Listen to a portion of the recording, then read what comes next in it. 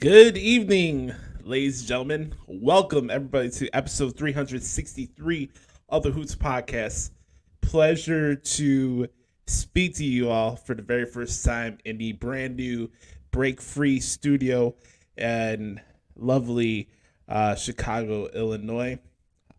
Been a very interesting week for your boy. A lot of stuff gone down. I moved into my new apartment on on Wednesday. Had some stuff going on there on Facebook in the back. I'm sorry about that. Anyways, welcome to the program, everybody. It's your boy Joshie. You can find me on Twitter at the Hoots Podcast. I'm recording this right now, and we're just coming off the heels of what happened on SmackDown, and you see the title of this week's episode called 1,000 Days. Let's acknowledge our tribal chief. Salute to everybody for rocking with us for the last 6 to 7 years. We've said goodbye to the Good Brothers Studio last week. Here I am. It's a Friday night. It's June 2nd, 2023. Lots of stuff going on. Taylor Swift, I guess, is taking over my city. It's Soldier Field. And we're just coming out of fields of a crazy SmackDown. And I don't need to be the first to tell you, but at this point, if you are continuing to say that the bloodline is past this point, it's stale, it's running its course, you can't be the same person with a straight face typing out tweets saying that you long for long-term storytelling and this and that. Just say that you're a hypocrite and we can keep it moving, okay? But I just want to say thank you all again for the support. I hope you guys like the new look and improved studio. You're going to see a lot of me more in this room in the next coming weeks and months as I try to expand the reach of the show. There's many ways you can do that. First off, like this video and subscribe to our YouTube channel as we're on the road to 1,000 subscribers. Kind of like 1,000 days is Roman Reigns' championship reign. Make sure to smash that subscribe button. You can follow us at Spotify if you like. Make sure to do that. That helps us expand and reach the show as we're trying to qualify for ambassador ads.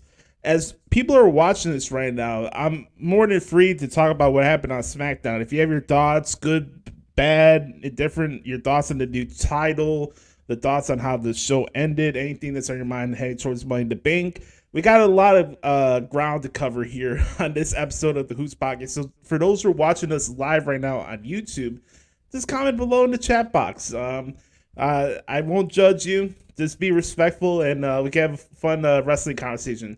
This is my first time actually ever doing a live recording of the Hoots Podcast following a live wrestling show. So this is pretty cool. This should be a lot of fun. We got a lot of our signature segments that we're going to be continuing doing, like the back porch Q&A session, which I'll be getting to in just a couple of seconds. Also, at the end of the podcast this week, we'll have the CLAHN of the week. The new segment that's starting to pick up some momentum as we award Nimrods for just nonsense and just absolute numbskull decisions. But yeah, I just want to say that I'm very happy to be here. I'm kind of in an adjustment period. It hasn't really hit me yet that I've moved and I'm here yet. But today was a very productive day, and I want to thank my dad and my uncles and everybody that's helped out in this process of moving here to my Wellis house. I got my own apartment now. This is apartment 2.0, and this is really cool. And the sentiment about family always comes through for you is very true. I don't know if that applies to the WTHIWWAEW family, but I'll get to that a little later. I just want to say thank you to my Wella and Wello for having me here. My dad and everybody that's took part to help make this happen. I kind of gave a couple ideas of what I wanted the room to look like.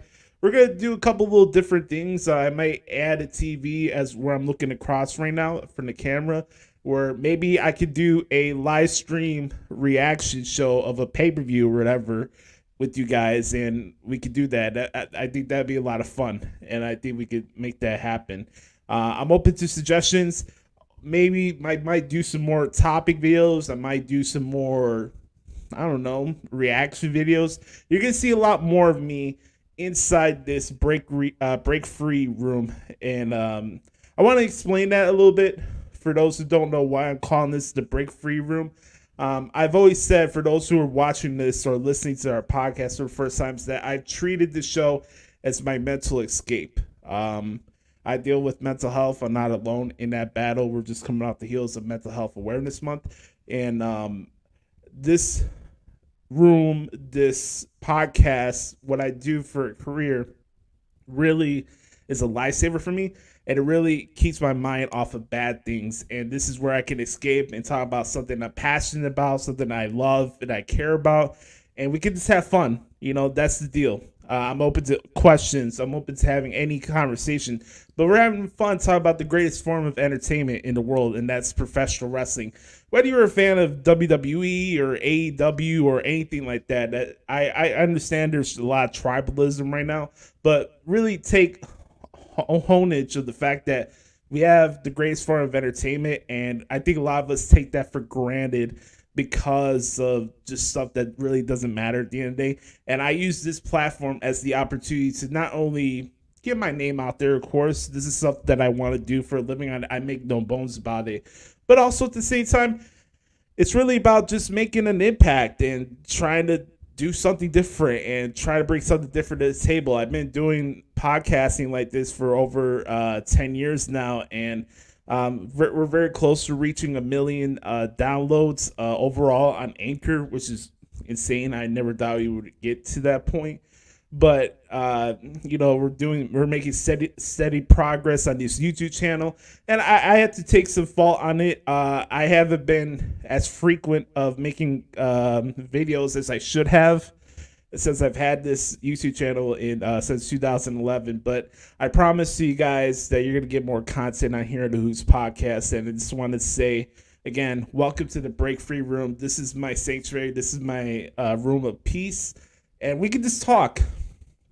And that's what we're going to do. So let's start this off with one of our staples here, the Back Porch Q&A session. As always, if you ever want to participate in the Back Porch Q&A session, all you have to do is set us up at Twitter at the Hoots Podcast or the Hoots Podcast at gmail.com.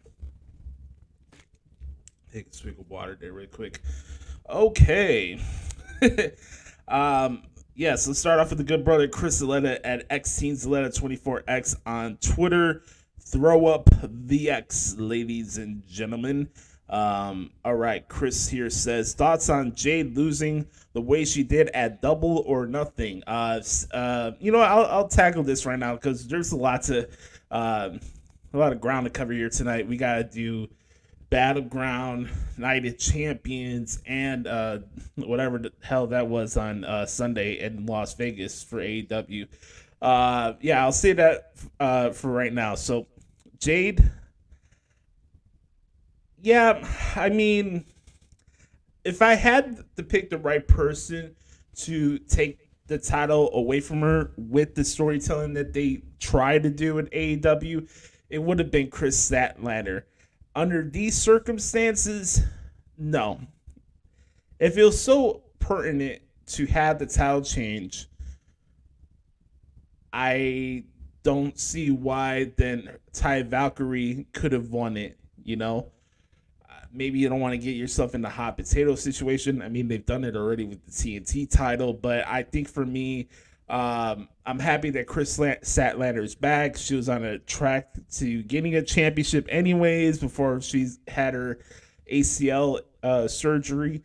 It's great to see her back. I just thought that moment maybe could have been saved for Dynamite. Get a bigger reaction, maybe get a better rating. I don't know what you can try to get out of it at this point. Their ratings are at a stale point at this point. So I'm just generally indifferent on the decision and how it went, but I am happy for Chris Statlander that she's back and now she is the TBS champion. So good for her. Next question. Favorite match for Night of Champions? My favorite match from the show, Chris, was the main event. And not only for the in-ring action, the atmosphere, but all the storytelling that went on into that match. And then I'll go into more detail once I get into this week in WWE because we have a lot of stuff to discuss. But I think for me personally, this one for sure was the one. That match was awesome. I loved it. I loved it. Um, let's go to the next question here. He says, thoughts on Baron Corbin and Carmelo Hayes.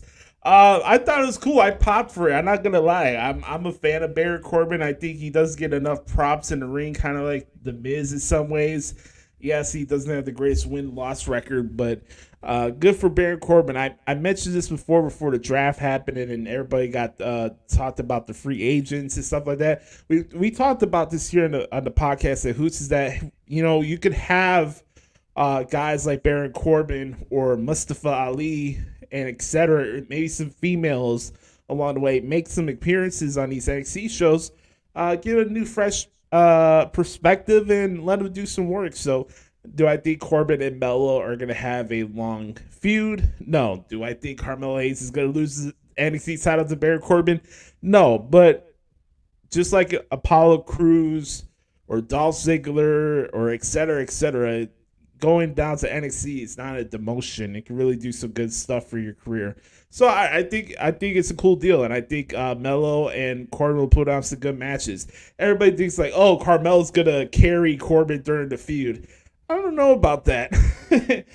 If anything, I bet you that Melo will learn something from Corbin before he finally makes that transition to either Raw or SmackDown himself. So just think about that before you're like, oh man, this is gonna be brutal, man. I can't believe Carmelo has to carry Corbin through a match. Give Corbin his due in the ring. He's not what you think he is. The next question here, he says, best match from NXT Battleground. My favorite match from Battleground was Ilya Dragunov and Dijak, the last man standing match. If you guys have not seen that match, go all your way to see it. It was phenomenal. No offense to AJ Styles, but that match was fantastic. It was my favorite match from this past weekend, and I thought it was awesome. Who's next for MJF? Well, I think we know this answer now.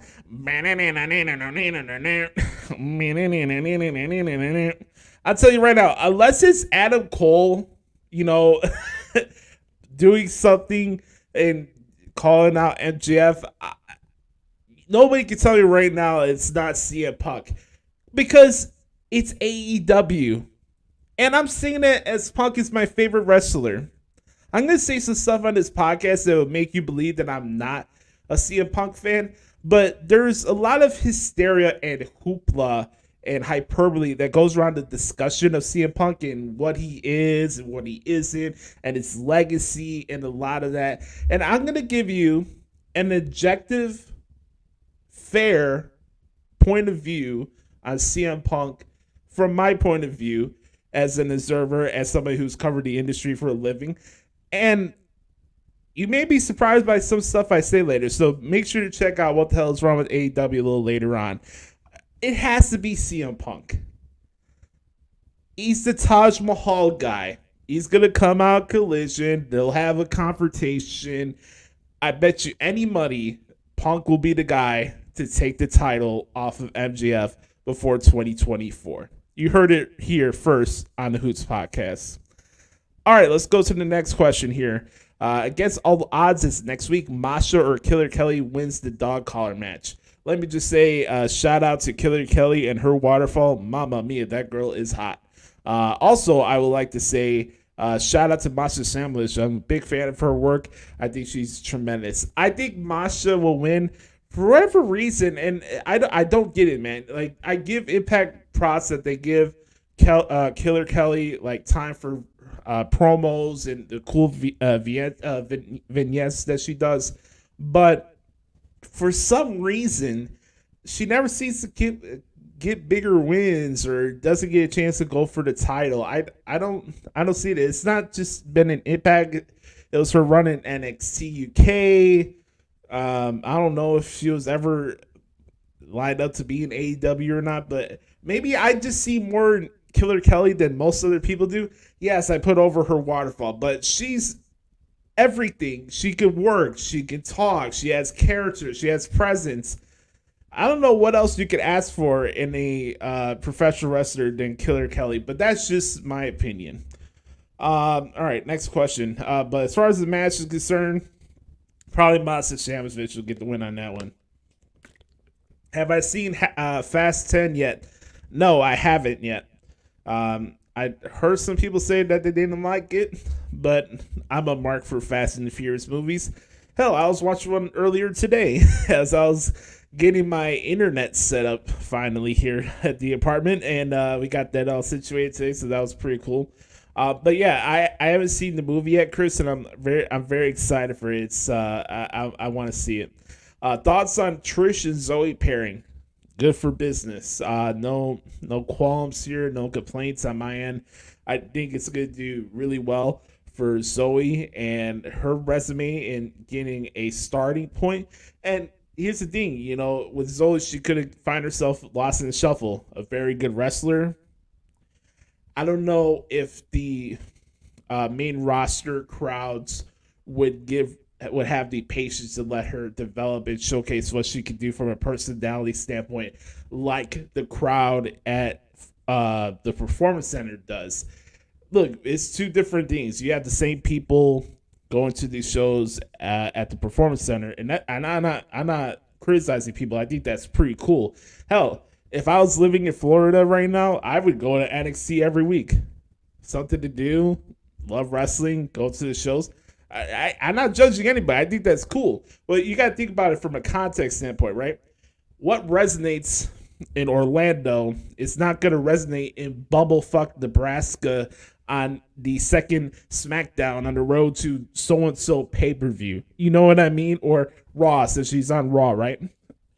My point is how the patience level and the acceptance level of performers, characters, whatever you want to call it, it's just very different on the stage that you're on. So her boxing elbows are just working coincide with Trish Stratus. I think it's a really cool deal, and I think she's really going to benefit from it. That's a really good question. I'm glad you asked that. Where do you put Seth Rollins' turn on the Shield among the best heel turns? It's definitely up there in the top 10. I don't know if it's in the top 5 for me. I need to let some time pass. I know it was the 9th anniversary the other day, but I need to get some time to let it pass before I can say that's one of the best of all time. Definitely top 10, but I don't know if I'll put it number 1 or top 5. Who wins the Women's Battle Royal in NXT Tuesday? Something tells me it might be Roxanne Perez. Who knows? I could be surprised. Let's say Gigi Dolan gets the victory. How about that? Gigi Dolan. I don't know if this is gonna be like a special they're doing or they're just holding it off. Let's say that the winner of the Women's Battle Royal will not fight Tiffany Stratton at Great American Bash. Or they could. I'm not sure. We'll have to see. But my guess right now, I'll go with either Gigi Dolan or Roxanne Perez. Who will be Seth's first challenger? Well, this is the benefit of recording this following SmackDown. We found out tonight it will be Damian Priest this Monday taking on Seth Rollins, and I think that's going to be a very, very good match. And the Battle of Michinoku Drivers. No, my bad. It's the Battle of Falcon Arrows. We got the Rollins Falcon Arrow. We got the Broken Arrow. We got the Battle of all the Arrows. Thoughts on Deonna Purrazzo and Trinity at Slammiversary? No problem. I think that's going to be an awesome match. I think it'll be fantastic. I don't know why Slammiversary is in freaking Windsor, Canada, but that's neither here or there. I think it'll be a good match. I'm looking forward to it. I think it'll be a very good match. I'll be honest with you, Chris and everybody, I've been kind of in and out on Impact since I've been furloughed from my job, so I really haven't had the time or the need to watch weekly with their product on Impact. I support it. If I tell anybody to go out of the way to watch Impact, and they are putting out good content each week. I didn't see Under Siege either. So I'm kind of out of the loop. I'm not the best person to answer that question right now. But as far as the match on paper, Diana and Trinity, I don't see why they couldn't be a fantastic match. Does Imperium need another member? I don't think they need it. Rather see Dragunov stay solo. Well, that just depends. I mean, what new factions come through the process before Dragunov even shows up on Raw or SmackDown? You know what I mean? Dragunov's going to benefit in his own accord when the time is right and when that time comes. Let's say Jordan Devlin or JD McDonough, as they call him, joins Judgment Day. You can have to sublet that because you have 4 guys now in one group. In Judgment Day, you can have Dragunov as the other member in Imperium. Just got to see how it goes. Maybe it's a stint where Dragunov is in Imperium just to use Gunther as a chance to go, let's say, for the IC title. How about this? I know there was some rumors, right, about Gunther, going to be the Intercontinental Champion, possibly main eventing one of the nights of WrestleMania next year. I don't know about that, him possibly winning the Royal Rumble. I don't even know about that either. But how about this? Let's say down the road, let's say Dragunov joins Imperium, joins them for a little while. He turns on Gunther, and you can have Gunther Dragunov Part 3, I believe, at WrestleMania. You had one in NXT UK. There was a NXT TakeOver match. I think that was TakeOver 36. And you have the third one where not only Dragunov took the NXT UK title away from Gunther, he took away the Intercontinental Championship away from Gunther. Just throwing that out there. Will it happen? We'll have to see. But that is a very good question. Thank you, Chris, for the questions this week. You killed it as always, my man. I appreciate it. Next, we go to the good brother Mike at Main Event Swerve down in Houston, Texas. I appreciate it. What a boost. I hope you're keeping that PMA as you go into this new living situation and new month. Here are some questions for the back porch. A stable place no matter where you go. I appreciate you, my man. What's one thing you'd like to accomplish or a moment you'd like to enjoy in this recording room that you didn't get to have in the classic studio? That's a great question. I've been thinking about that a lot before I made this move. I think for me, I think you guys would be in agreement as well. Now that you guys can see what the studio looks like now, there's something missing. How cool would it be to say in a pat on the back, how cool would it be if we had one of those YouTube plaques, right? That's something small, a goal I hope we can accomplish. Let's say we could get 1,000 subscribers and find a way to become YouTube partners again, right? I'm going to try my best to expand the reach of this show, especially our YouTube channel. I'm going to do a lot more video content as the weeks go by as I get adjusted to living here. But I think for me to have an opportunity to earn one of those YouTube plaques would be a nice, moment of recognition and something that we earn. Like, I don't take for granted the subscribers that we have right now. It's pretty cool that people give two shits about what I think or what I like or don't like about professional wrestling. And I've been doing this now for almost 10, 11 years. But to say we have one of those YouTube plaques, maybe we get a bigger one. Maybe hit 100,000 subscribers. I don't know. If we could have a podcast or a particular video or an interview that could go viral, I think that'd be awesome. I've been really cognizant and smart in trying to implement shorts, and I've been doing that recently, and we've been getting some nice feedback on that. I've been sharing some guitar covers too, which has been cool. But honestly, I think as this process goes on, I think we could definitely make it happen where we could earn those YouTube plaques, and I could make that happen. I think that'd be a great accomplishment, not only for myself, but everybody that's been a part of this show.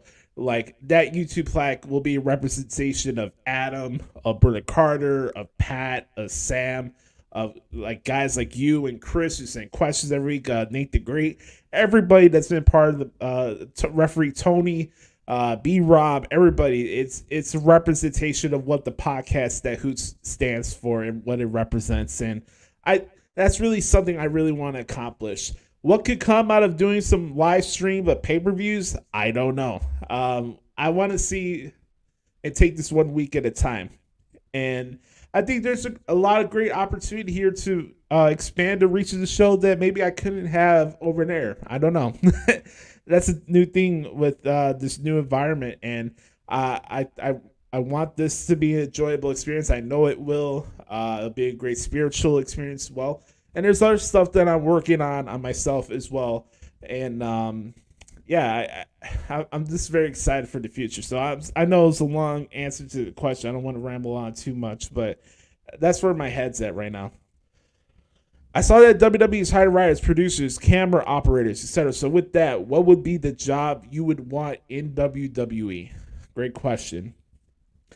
For the main job I've always wanted in wrestling was to be a play-by-play commentator. Now, whether people think I could be a play-by-play guy, that's not for me to say. It's always something I wanted to do. You can ask my dad this. I did Jim Ross commentary while I was playing around with my WWF action figures when I was a kid and doing commentary and doing the transcripts and stuff. That's always something I wanted to do. Being a writer's assistant or doing something in creative, yeah, that'd be cool. Maybe it's just me. It's not the end all be all for me. My enjoyment of professional wrestling is not based, and more specifically, it's not dictated or predicated on booking. Would I like to learn about it? Would I like to help out and give out opinions? Is it something I think I could be good at? Maybe, but at the same time, my passion for professional wrestling comes from the guy that got me hooked into it in the first place. I much rather call the main event of WrestleMania than be on the booking team and then be fired a month or two later. You know what I mean? That's for me. Now, if opportunities come where, hell, let's say I get hired for the opportunity just to work on the WWE website, or maybe I could help out doing stuff in NXT. I'm open to opportunities, but the job that I want is to be a play-by-play announcer in WWE. That's what I want. Speaking of WWE jobs, what kinds of fun or crazy stuff do you think will happen between Baron Corbin and Carmelo Hayes? Well, unless nothing involves dog food, I think we should be pretty fine there. I think this could be more straight up and serious than you guys think. I know Corbin has been the butt of jokes and stuff like that, and I'm sure Carmelo Hayes will say, like, hey, Corbin, watch out before I send you back to catering or make you a bum or something like that. Sure, we'll have some verbal sparring sessions, but I think that feud is gonna be more serious than people think, to be honest with you. Also, who do you think will fit their new role better? Mustafa Ali with Wesley and Tyler, or Oliver Kada forming part of Noah and Dar's crew? That's a good question there. I think with Mustafa Ali, I think it's a temporary. You'll get a couple barn burners out of it. But as far as long-term beneficial roles, I really think it's Oliver Carter, to be honest with you. I'm intrigued by this group with Noah Dar, with Lash Legend and Jakar Jackson. Sorry, Miss Jackson. Ooh, I am for real. Noah Dar is tremendous. He's one of the best heels in professional wrestling, and nobody even notices it. Noah Dar is a national treasure. I really think this group with for Noah Dar is really going to do wonders for Oliver Carter, and he doesn't have to be stuck on NXT Level Up. So I'm going to go with your other option in that question. It's a good one, though. Next one. Who do you want Tiffany Stratton's next opponent to be? And next week's Battle Royal, I mentioned that already. I think it's going to be Gigi Dolan or Roxanne Perez. Number 6, is there an NXT? Oh, there is an NXT PLE in Texas on July 30th. What kind of feuds and matches would you like to see there? Well, I'd like to see. I don't know if they're going to stretch out Corbin and Melo to Great American Bash. That's a little while from now. Man, that's a really tough question to answer. I would like to see Wesley and Dragon Lee, the Battle of Lees from the NXT North American Championship. That's one off the top of my head. It's too hard to map out that right now for me. What is the best part of NXT since changing branding from that 2.0 set with the color splash and Wale song? By the way, I do like that Wale song. It's very good. I just think the presentation's fine. I think, having Booker on commentary, I know some people don't like him, some people don't. He pops me. The stuff that he says is just insane. And shucky ducky quack quack with the greatest of ease. I don't know what's his infatuation with the champagne witches and caviar dreams. Oh man. Oh, it's on like neck bones. Was Night of Champions arguably the best Saudi Arabian WWE event, or at least the most impactful to storylines and titles? I think it's more of your second point, Mike. I think you answered the question there. It's definitely the most successful Saudi Arabia event when it comes to storylines and stuff that's just going on with current programming. That Night of Champions was a fantastic show from top to bottom. We'll get to that in a little bit, but yeah, it's definitely the most impactful premium live event out there that has stuff to do with storylines and angles and championships, stuff like that. Definitely, for sure. Thoughts on the end of the era with Shannon Sharp leaving undisputed? Hey Siri, can you drop in Boyz II Men? It's so hard to say goodbye to... Nah, I'm kidding. Hallelujah. Hallelujah.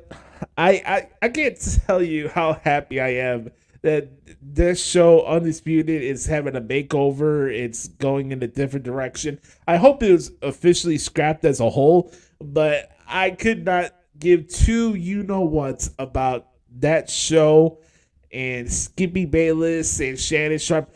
Oh, skip. The best stuff that Shannon Sharp does is not even on FS1. It's his podcast, Club Shay Shay. My brother, keep doing the content creation and podcasting. Definitely have more fun, and you probably could get some more bang for your buck doing the podcasting than you were doing with Skip. Case in point, Pat McAfee. Nothing else needs to be said there. What is the best non-sport and non-sport show on ESPN, at least before Pat McAfee's show? Why? Best non-sport show and non-sports center show on ESPN. Well, it has to be The Last Dance, right? I mean, I really don't know what else to pick from there. I mean, I know they've done like 30 for 30 docs on different topics here and there, but that's so sporadic, and those documentaries take a while to make, so it's hard to pinpoint one from here and there. I definitely would say The Last Dance, a sustainable show. No, I can't even say The Last Dance because that was sports too. It's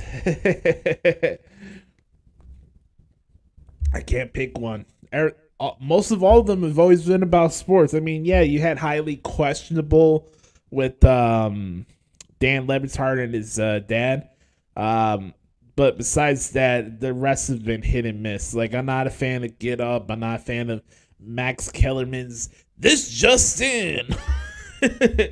I'm sorry, Brother Carter. I'm also not a fan of Get Up. That show is brutal. That should not be qualified as a good morning talk show. Anyways, let's move on to the next question. All right. This next one here says, Let's be creative here. This is who you would want Pat McAfee to take on in WWE when and how does it come together? Well, we can't have The Miz because that program already happened. How about this? Let's have. Man, I was thinking about this, and this could cause some good heat. What if we do Pat McAfee and Grayson Waller? Is that something you could do for SummerSlam or I don't know, WrestleMania next year? How about it? Pat McAfee and Grayson Waller. I think you can get some good business out of that. That's just me. Maybe I'm giving Grayson Waller too much credit, but for me, I think McAfee and Waller could do some good stuff together. I really do. Let's go to the next one. Paul Heyman seems like a shoo-in for the WWE Hall of Fame, but said he doesn't have interest in it. Do you see him ultimately getting in after changing his mind? Oh, for sure. Can't have the Hall of Fame if Paul Heyman's not in it.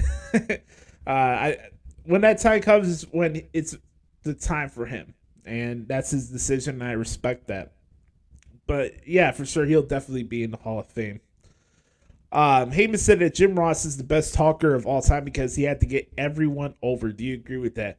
Yes, I do. Paul Heyman, MJF, etc., may be the greatest orators in the history of professional wrestling when it comes to conveying words and getting messages out. But when it comes to the business of getting people over, which is probably the most primary goal when it comes to the stuff you see on television, is JR. JR is the reason why I got hooked into wrestling. I've been critical about his stuff in AEW, but that does not take away or nullify any of the enjoyment I've always had from JR since I was a kid. Without Jim Ross, there's no Hoots podcast. Without Jim Ross, I'm not into professional wrestling. I'm grateful my dad introduced wrestling to me at a young age. It was a little something we could bond it on at that time. But really, the guy that got me hooked into it and the reason why I want to be a play-by-play guy is JR. He's the greatest talker in the history of the business. Why? Because he gets people over. And yeah, did he have an ego here and there? Yeah, everybody in professional wrestling in their own way has to have some type of an ego. But Jim Ross has always done business, and he's always made sure to get everyone over in the process. And that's what I appreciate about him. So yeah, he is the best talker of all time. And he makes you care while the stuff's going on. You can relate to him as the stuff's going on. He can make you laugh, right? He can make you nervous for a moment. You get excited, especially you remember that one SmackDown where Austin was mopey in his feelings at a bar, and then he came back and started kicking everybody's ass like during that invasion angle. It's some of the great stuff ever in history of wrestling. Did you see Liam Hendricks make his triumphant return this week? He seemed like he hadn't missed a beat. Yeah, that was pretty cool. I love seeing that. Fuck cancer. I'm very happy for him that he got into remission, and I think that's pretty cool. So I love seeing that. I thought that was awesome. Is Anthony Bass the CLAHN of the week for voicing anti-LGBTQ views and getting booed at his home stadium after coming out to the mound to pitch the first instance after the comments? He's definitely a candidate for sure. By the way, happy Pride Month, everybody. For those who do celebrate it. Yeah, if you're making anti-Semitic, racist, gay, whatever the situation is, you're just a jackass. And you always will be nominated for a CLAHN of the week. To attack people because they're different from you is just a poor representation of how you are, and you need to take a good look in the mirror and stop acting like people need to be in your shoes all the time. Not everybody's living the same life. I go about my own business in my own way. Now, I don't judge people who partake in those activities. Even though I'm not gay, I'm not gonna judge somebody that is. I just think we gotta have some self respect here. I know people are passionate about that topic. They like having debates, just like guns and politics and stuff like that.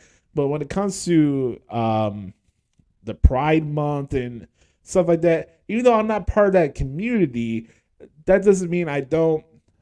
That doesn't mean I have to or would have the want to look down on people who do participate in those activities. That's none of my business. You know what I mean? Did you ever watch American Gladiators? If so, what event would you have competed in? I did not. I'm sorry to let everybody down. I did not watch American Gladiators. I heard about it. I just never had the time to go check it out. I had someone call me 65, so I can't elude anyone in a Gladiators event. Okay, bro? The guy was 30 years off. But with that, what is the most ignorant dig someone has taken at you on social media? Well, where do we start? Well, I guess you could take a look at me and make an easy assumption of what that would be, right? I always say with people that make assumptions or judgment on how people look or whatever the situation is again, poor representation of that person's character. I could look at myself and say, yeah, there's stuff I need to work on. I am working on it. It's none of your business. I go about it my own way. I don't have to publicize it that I'm working on myself and trying to scale it down, and it's something I have to work on. But for that to be an insult, like thinking that you got one over me because you call me fat or whatever, like, I don't know what you're doing to yourself, because honestly, there's nothing that's ever been said that I haven't already said to myself. And that's the thing when it comes to people that try to make like pot shots at me, either on social media or behind my back. Like, whatever you said, I may have already said to myself. So to think you're going to get one over me is just not going to work. I'll admit I am my own worst enemy. But also, nobody's going to be harder on me than myself. And that can go good and bad ways. I try to live more from a positive point of view. And yeah, I have the recognition that I need to work on stuff. But if the best insult that people can give to me is that I'm fat or whatever their opinion is otherwise, that's not a concern for me. It's not. It's not something that I lose sleep over with, to be honest with you. And whether people think I'm good looking or not, again, that's up to their own opinion. I don't live my life on the basis of how other people see me. I treat people accordingly to how people treat me. And I keep, a lot of people talk about, keep the same energy. You know how to see or analyze if people keep the same energy? Watch their actions, not what they tweet. Think about that. People don't need to tell me about keeping the same energy. I'm about that fucking life. Don't tell me that I'm off my word or whatever. You ain't gonna follow me into that bait or that trap, because to a fault, I'm direct. To a fault, I keep my word. To a fault, I'm loyal. To a fault, I make sure that I stay true and keep the same energy. You treat me like shit, I'm never sending it right back to you. Not up front and call you a jackass, but if you're gonna do me wrong, I have no use for you. That's my way of being an asshole back. So people could talk about and tweeting about, keep the same energy. Keep the same energy. All right, keep the same energy when it comes to your face. And we'll leave it at that. Okay? All right, let's go to the next question here. Mike says, so Morgan Wallen has more top hits now at the same time, possibly more than any artist ever. What is the one song of his you would play for someone to convince you he's an awesome artist to check out? Well, I have a couple. I'd probably say Seven Summers is definitely up there on the list for me. Silverado for Sale. And then my personal favorite Morgan Wallen song is Quitting Time. That's my favorite song from him. So I think I could play all three of them on guitar actually. So those ones are pretty simple. I mean, yeah, I could do a simple More Than My Hometown. I always say that Morgan Wall is the closest thing I can resemble to the Eagles. I think that's probably one of the main reasons why I've always been a big fan of his, because the Eagles is my favorite band of all time. Water there. But honestly, it's you could pick the out of the litter. I mean, the guy is awesome. If you haven't checked out his music, go out of your way to do it. It's very good. What do you what do you what do you about Peso Pluma, if anything? Do you listen to his music or had you heard it before? Also, a national syndicated Latin radio show is saying he is going to overtake Bad Bunny this year. Do you see that happening so soon, given Bunny's stardom right now? I don't know who that is. And to answer your other question, no.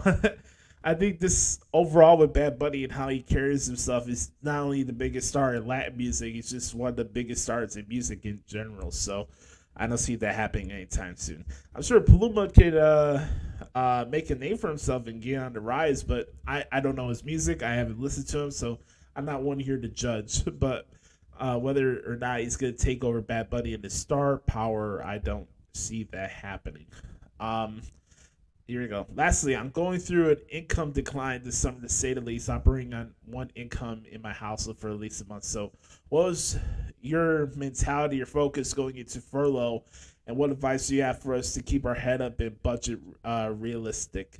That's a great question, man. I mean, I can't write a book on how to handle a furlough situation, especially on my end, being someone who's making money covering wrestling and being part of the wrestling media. I'm one of the few that have been fortunate and lucky enough to have that opportunity. But my whole deal is just I've always been cognizant of my money. I'm sure a family member or two will tell you that I'm cheap, but I'm not. I'm not cheap. I've always been smart on my money, and I think the biggest thing just goes back to being responsible and knowing what I should and should not spend. And I come from a family of hustlers and grinders, and people just going on their way to make sure you get some type of money and do what you got to do, right, to survive. And I've always kept that approach, and even though I got furloughed, I try my best to do interviews. I send out applications the best as I can. Whether I get responses back to them is out of my control. I'm sure those who are in the same field I'm in can understand that experience. And I think the biggest thing from a mental point of view is just not being discouraged and having to remind yourself that every day. Like, there's gonna be moments where you're being mentally tested, and it can really weigh you down. And at some points, and I felt this before I made the move out here. I was like, what the hell is the point of this? Like, what am I doing wrong? Like, why am I plugging along doing this podcast that I get no money from?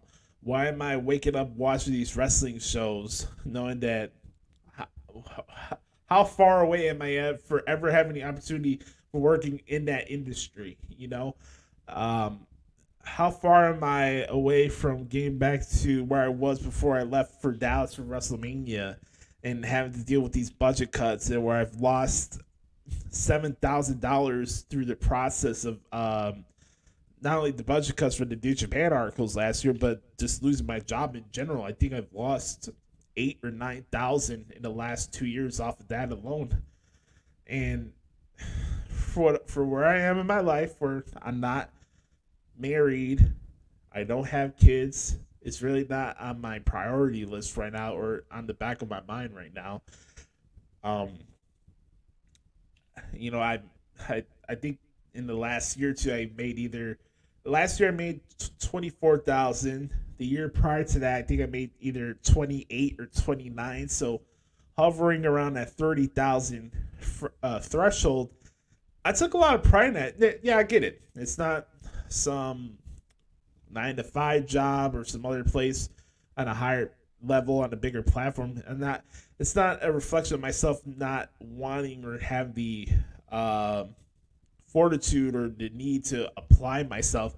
That's not the case. Some people don't get back to you on applications. Some people F around with you in interviews, tell you that you're more than qualified to do something, and then either they cancel the position or they don't even tell you that you got the job or not. I'm in an industry where there's a lot of politics. I live in a city that's driven by ageism, and people tell you, oh, you're more than qualified and we can bring you in for multiple interviews for the same position, and it's no. So when you go through that process and you start doubting yourself every time you get a no, it could fuck with your head. It has for me. I'm not gonna lie. It has. It's affected my confidence in whether I was doing this right, whether I'm good at what I'm doing. Am I doing something wrong? Why did I lose my job? Why did I lose my apartment? Why did I get to the point where I just turned 29 and I had to move to my Wellness house? Because I was about to lose almost all the money that I have over stuff that was out of my control. That stuff can mess with you right here. But I think the biggest thing too I like to say here in this question is that God really has helped me a lot in keeping things in perspective. And even though I don't publicize it as much about my faith, I don't go to church a lot, but it's just something for me and how I handle it. I'm very into my spiritual stuff and my faith and my belief in God, and really he's guided me. I don't have the answers to why things are going the way they are right now in my life, where I'm not married, I don't have kids, I don't have my own place, I'm not living in Florida, I'm not in a bigger platform with my career doing this or doing my transcripts. I lost my job. I don't have the answers to why that's happening right now.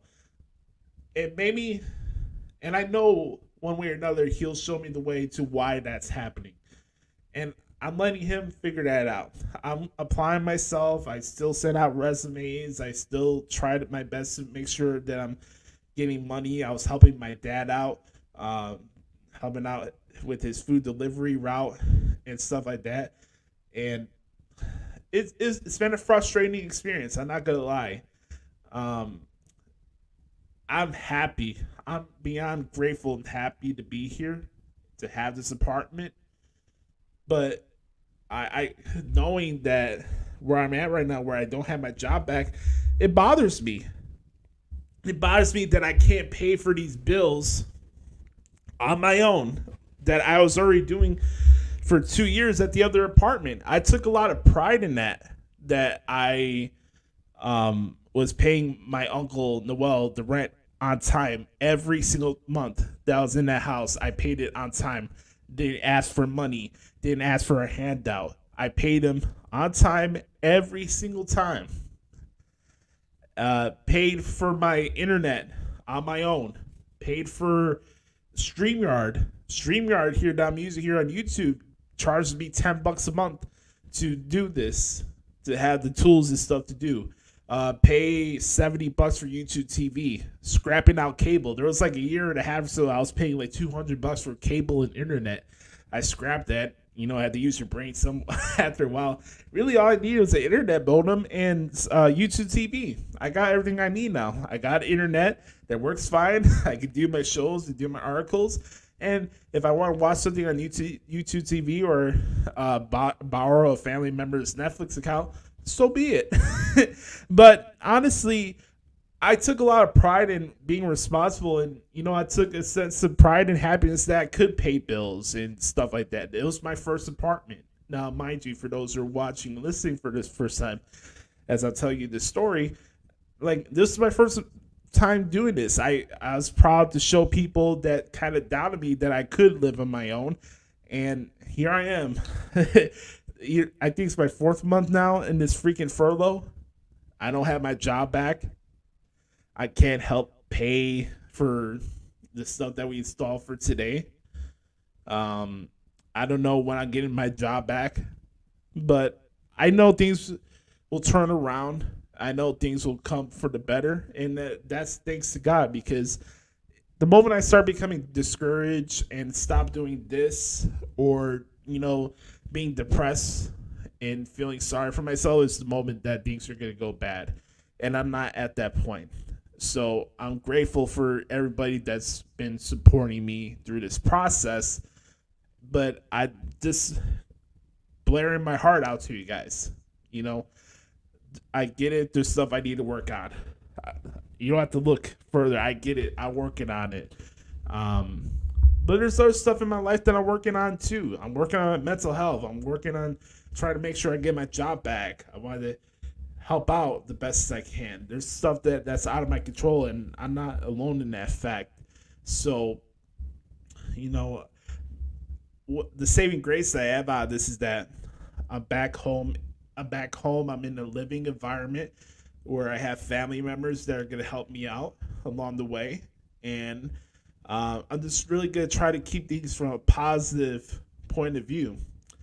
Now, if people want to look down on me and judge me because of my current predicament or whatever, that's their deal. That's not my deal.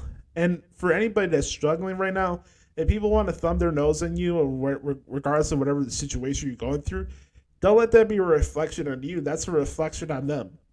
It shouldn't matter what they think.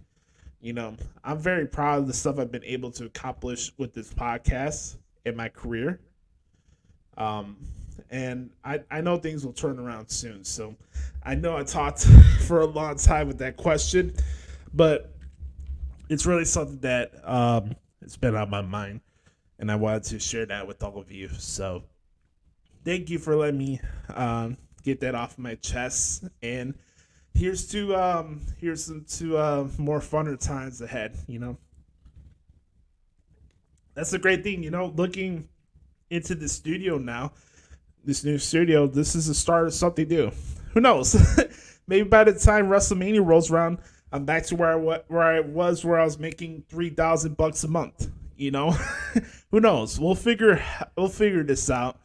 And whenever that opportunity comes, where the big opportunity comes and I get to be on a bigger platform, I'll handle that when that comes. Appreciate that opportunity and not take a step back, and not looking back. That's the thing. When the big opportunity comes, whether that does come, if that opportunity comes, embrace it. And don't look back. And that's something that I'm not going to do. I'm not going to look back when that opportunity comes. But anyways, I want to thank Chris and Mike for the questions this week. You guys killed it this week as always. I appreciate it. If you guys ever want to participate in the Back Porch Q&A session, all you have to do is hit us up at Twitter at the Hoots Podcast or the Hoots Podcast at gmail.com. All right, folks, it's time for this week in WWE. Lots to discuss. For it's coming off the heels of a crazy Friday Night SmackDown where the Tribal Chief Roman Reigns got introduced with a new singular WWE Undisputed Universal Championship. My thoughts on the title, really nothing to really offer here, to be honest with you. I don't think it's ugly. I don't think it's great.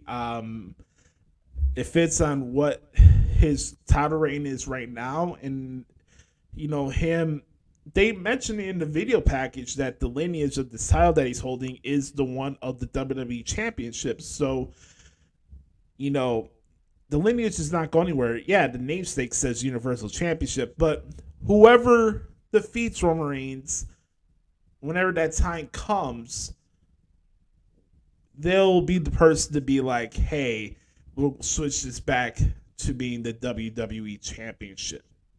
So the new championship, whether you like the design or not, for me, is irrelevant. I really don't care. But honestly, when you look at this title reign and what was accomplished tonight, it goes back to everything that I've always said. Going back to day one of the Pro Wrestling Experience show, or the initial stages of this podcast. People wanted ragdog on Roman Reigns, but time after time after time after time, it continues to prove people wrong and showcase why he is the best wrestler in the world. Yeah, this Bloodline storyline is the best story in all professional wrestling. You have matches, you have moments, you have the energy. Do you really think that the energy of Sami Zayn in Montreal is solely based on Sami Zayn? Do you think the energy and the outcry over the fact that Cody Rhodes lost his match at WrestleMania was solely based on the notion that Cody had to win the championship? You look at everything that's gone on in the last 1,000 days of Roman Reigns being your undisputed Universal Champion. He redefined not only what his career is going to always go down now in history, but how title reigns should be viewed again. As the saying goes, this is not fast food. This is prime rib. This is restaurant quality. It's filet mignon. It's any other adjective of food you wanted to attach to this. Roman Reigns is the best wrestler in the world. Roman Reigns is the best superstar in the world. Roman Reigns is the biggest wrestling attraction in the world. For current, weekly, part-time, whatever you want to call it, Roman Reigns is that guy. And I think there's some people in this fan base that want to cling on to their takes that they had back in 2015 or whenever the CM Punk podcast came out, where it's like, oh, they want to make Roman look strong, and people started crapping on the guy just because CM Punk said, oh, producers backstage told me they want to make Roman look strong. That's really where the hate stems back from. And I'll mention that a little later on when we get to the main event segment of the show. But when I think about this, is I'm recording it after SmackDown went off the air. Roman Reigns celebrated his 1,000 days. Right now, we're coming off the heels of Night of Champions, where Jimmy Uso turned his back on Roman Reigns.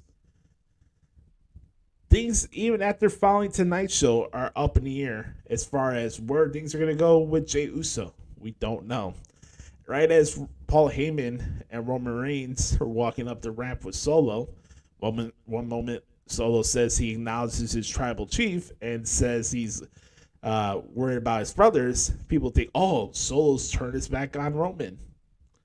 This is the art of professional wrestling. And it's really a shame, especially in this era right now, where when it comes to wrestling content creation, where some people are so fixated on what the rumors say, what the script said, and trying to forecast what happens instead of watching the show and reacting as it happens. Not letting yourself process what's going on with the storyline because you're so fixated on saying, oh, see, I told you that was going to happen. See, I told you that was going to happen. See, I told you this booking was going to go this way. See, I told you that booking was going to go that way. Do you watch movies like that? Do you analyze your life like that? Are you present? You know why people don't appreciate the Bloodline? Because people are trying to forecast and fantasy the book themselves into angles of how the Bloodline angle is going to end, or how this Roman Reigns championship reign is going to end.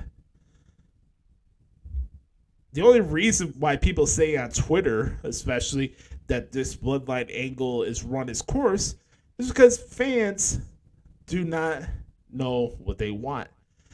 They say what they want, long-term storytelling. They want to be surprised. They don't want to guess and forecast what's going to happen. Yet the entire time they're watching the show, they're tweeting, they're asking questions, they're talking about stuff that's being rumored on these dirt sheet sites.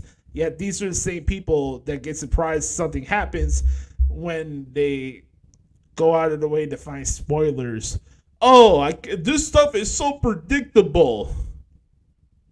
Yet you spend most of your day trying to figure out the end of the reason why this happens backstage, or who's coming into the promotion, or what else goes on in the wrestling Twitter bubble. And that's the difference between people like you and me. I don't care what's reported out there. My assessments in professional wrestling is based on the stuff that I watch when I watch it, not when Sean Ross Sapp tells me what's going on in the script behind the stage or what the format of the show is. Now, again, I'm not taking a slight at him. I'm just making the point. Nobody dictates my view of professional wrestling besides me. I watch the show when I watch it. I view the shows and process these moments as it happens. I don't want to walk into the show being like, oh, I knew this. Oh, see, I told you that was going to happen. See, I told you that was going to happen. What do I get out of that? 50 likes, 23 retweets, maybe 15, 20 followers. I'm not in it for that. I'm not in this podcasting game for clout. Clout is clout. Really, all it is. I'm not a clout chaser. I like to process these moments and appreciate it, and watch these shows and not thinking in the back of my mind, oh, should have gone this way booking wise. It should have gone not that way booking wise. I don't watch wrestling for that. If that's you, cool. That's your prerogative. Wrestling is an escape for me, and I can enjoy this as this happens. Yeah, I've been watching wrestling for a long time, nearly 25 years now. But that doesn't make me smarter than any of you who are watching or listening this now or later on this weekend, or any time people listen to this podcast. I'm never going to come on here and tell you that my wrestling IQ is higher than yours. What the hell is this? A dick measuring contest? What are we accomplishing here when we get to these type of discussions? You know what I mean? There's no reason to it. So really, what's going on in the bloodline storyline is really exposing how wrestling Twitter exposes themselves each week of not being really fans, more people trying to pretend they're experts in the attempt of gaining clout on social media. And no matter the twists and turns, you may think something's happening and then it doesn't. And then you get upset about it because you fantasy book yourself into a shoot, right? We want to do these insider terms, right? You fantasy book yourself into a shoot, and then you go on Twitter and bitch about why a show or an angle is predictable, and then you blame the promotion for it. You know, you need to blame the person looking back at you in the mirror. I'm not going to spend too much time on this for both of the pay-per-views because I know I'm kind of late on it. I've been busy this week with the move. So I know there's been a lot of Night Champions reviews and Battleground reviews. So I'm going to try my best to not take too much time with this podcast this week. But I felt like I do owe you guys some thoughts on the show, even though I'm almost a week late. I'll give you my thoughts on both shows. So just really quick, I'm going to give you some stuff that I liked, and we could sprinkle some stuff in there that maybe I was different about. But overall, I thought Night of Champions was a fantastic show. Also, to Battleground, I think Battleground was probably the best show out of all of the shows I saw this weekend. Night of Champions, we saw Seth Rollins become your new World Heavyweight Champion, defeating AJ Styles. Much to the surprise of absolutely nobody, they had a barn burner. I thought it was pretty cool. Yeah, I thought that was great. And then you had Gunther and Mustafa Ali. Very, very good match. Gunther retained. I know a lot of people are like, "Oh, this is gonna be a squash match," but Gunther and Ali put on a really very good match. I thought Trish and Becky did a very very good job. Will it be a match that a lot of people go back to watch or be fully memorable? Maybe not, but for what they did, for an angle that people were like, "Oh, I'm indifferent to," they did a very good job. And Trish is fantastic. I mean, people talk about her age or whatever, but where's her promos or the stuff she's doing in the ring, the girl's still got it. And she's good. She's a Hall of Famer for a reason. There's a reason why people call her one of the greatest, if not the greatest, women's wrestlers of all time. And she's doing that right now. And whatever is coming out of this group with her and Zoe Stark, if you don't think that the residual effect of working alongside Trish Stratus will not help Zoe Stark, I don't know what else to tell you. And think about the potential matches of Zoe and Becky on that note as well. I'm happy for her. I'm happy for Trish that she's doing her own thing. I'm glad this gives Becky something else to do, and it's been kind of the case for her for a while now since she lost her Raw Women's Championship to Bianca Belair at last year's WrestleMania. So Becky is really on her own accord and not, she's showing that she still has star powers and she doesn't need a title to be involved to say that she's one of the biggest stars, not only in wrestling, but one of the biggest female stars in all professional wrestling. So good business there. Was mostly indifferent to the Rhea Ripley Natalya match. It was there just to have a match, but this post-match celebration with Dominic, I thought was pretty funny. Let's see, did I miss anything? No, we had the main event. I talked about it earlier, man. Just some of the really cool spots with Kevin Owens and Sami Zayn. Special moment for Sammy. His first time performing in Saudi Arabia in front of that crowd was really cool to see, and they did a fantastic job. So I thought that was really cool. And the angle, we don't know where it's gonna happen. There's been some assumptions that maybe Roman and Solo will fight. Roman and Solo will fight the Usos at Money in the Bank. That's the next pay-per-view coming up in London. Right now, we know for the Money in the Bank ladder matches, we have Shinsuke and LA Knight already confirmed from Raw and SmackDown. And we have, I believe, Zelina Vega won her Money in the Bank qualifying match. I forgot who it was on Raw for the ladies. I'm sorry. But, I think Money in the Bank is going to be a pretty interesting pay-per-view to say the least. Anyways, let's move on here to Battleground. The triple threat match with Wesley, Joe Gacy, and Tyler Bate was fantastic. If you guys haven't seen that match, go out of your way to check it out. Wesley's done wonders for himself in NXT. Much more than I thought he would in that run in NXT, especially when the whole thing went down with Nash Carter and this whole situation with his ex-wife. But Wesley, I talked about it a couple weeks ago. What put on the picture of what adapting looks like is Wesley, and he deserves a lot of credit for the stuff that he's done in this run of NXT, and he should be very proud of himself. And this title reign for his North American title run has been fantastic, and it's really cool seeing that. You have a guy like him. He could be lost in the shuffle. He could be a generic cruiserweight guy or whatever, but he's doing really well for himself, and I'm happy for his success. I talked about Dijak and Dragunov earlier. That was the best match of the weekend for me. I thought it was fantastic. What else? The Gallus match with Creed Brothers. I liked the match. I thought this was going to be the time to strike with the iron tie with the Creed Brothers, though. I will say that.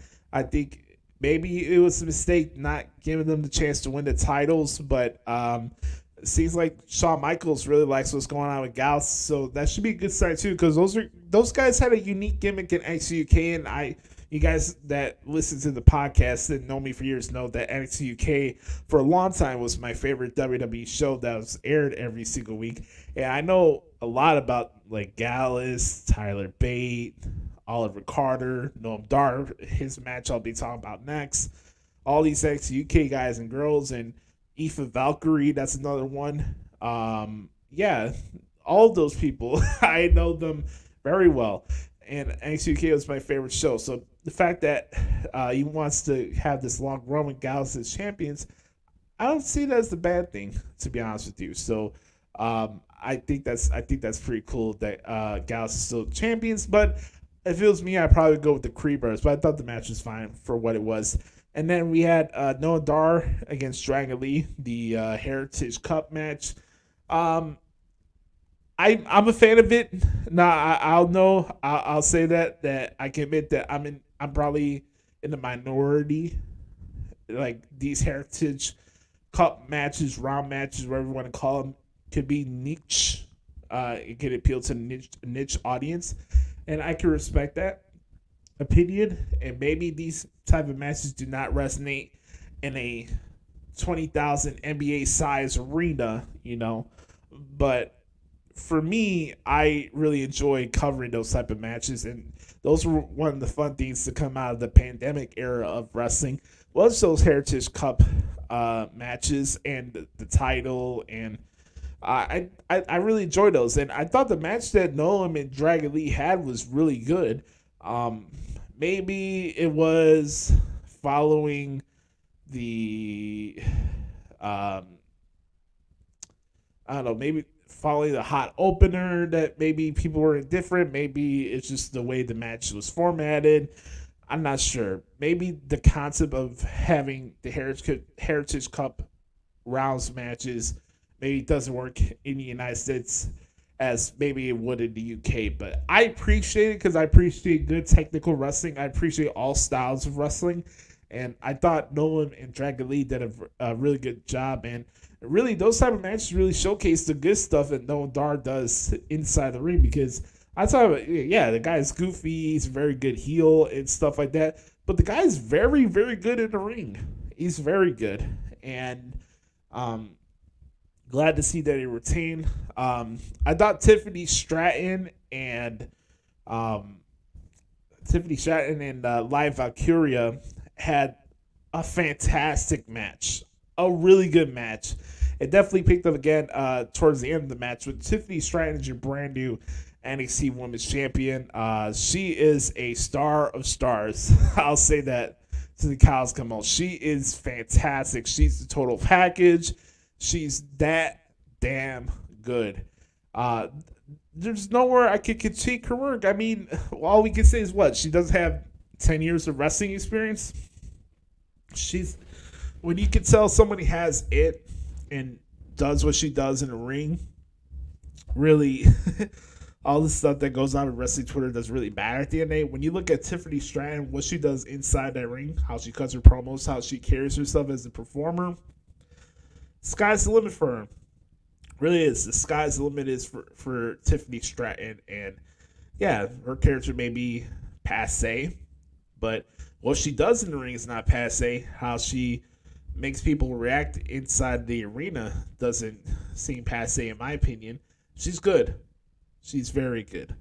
And her ceiling is very, very high. It's unlimited, to be honest with you. There's no limits, pal. But let's move on to the main event. Carmelo Hayes and Braun Breaker. Braun Breaker as heel is money. Let me say that again. Braun Breaker as a heel is money. And I don't think this guy gets enough props for how good he is in the ring. Because I think a lot of people still try to knock down his work because he was kind of the face of the transition from NXT Black and Gold to NXT 2.0. And while people think, oh, Vince McMahon and Bruce were booking NXT every single week when that process was going on, was not true. Braun Breaker is good. Now, whether you want to give him credit or wait 7 years later like you did with Roman Reigns, that's on you. I'm here to say that I'm on the Braun Breaker bandwagon on the train. I'm here to say I'm down with Braun Breaker since day one. The guy's good, especially in the ring. And he's good on the mic too. He's a freaking Steiner, for God's sake. Put some respect on Braun Breaker's name. Carmelo Hayes retained. I was not surprised. I thought it was the right decision. They're in Boston area, right? Lowell. That was where the show was, Lowell, Massachusetts. Yeah, so I was not really surprised that Carmelo retained. But I thought it was a very good match. And overall, NXT Battleground for me was the best pay-per-view of the entire weekend in professional wrestling for me.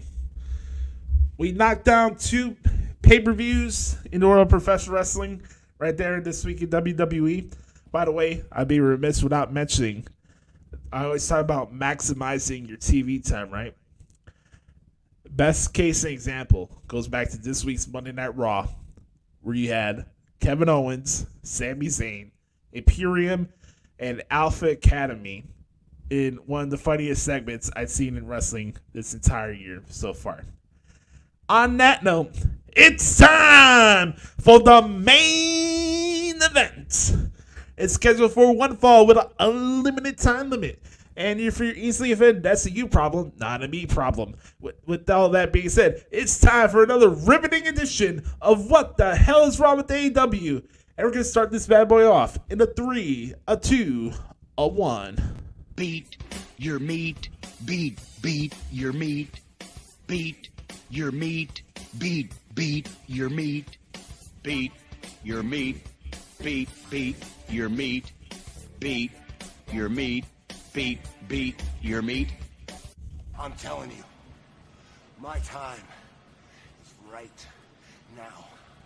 Right this minute, 2022. We're living it. My time is now. My time is right goddamn now.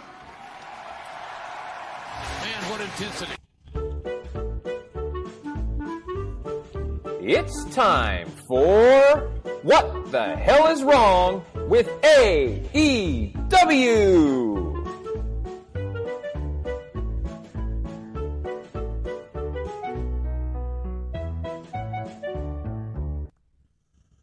What the hell is wrong with AEW? Brought to you by the good folks known as Wrestling Twitter. All right, here for another spectacular edition of everybody's favorite segment, What the hell is wrong with AEW? I've lost count and I've lost care to try to figure out what's right or wrong with this company. I mean, you have the new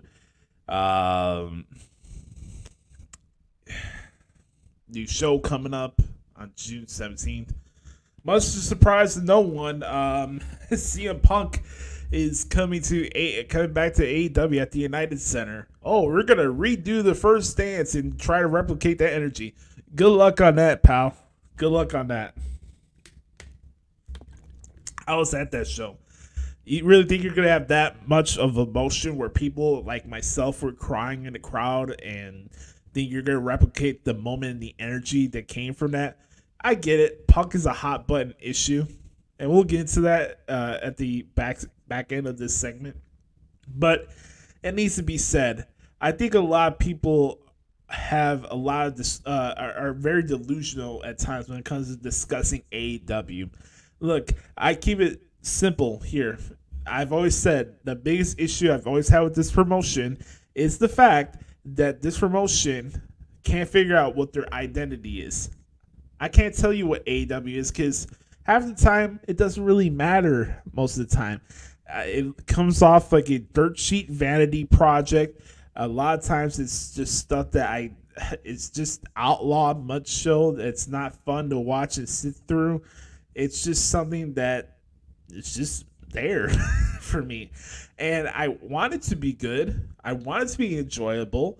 Now, with the whole stuff, the people taking pictures of the empty seats and stuff and the lack of ticket sales, et cetera, it's really none of my concern. I really don't care about that. I think it's kind of weird when people do that for WWE shows as well. But I will say this, and I've always give AEW credit for the fact that they do have a loyal audience.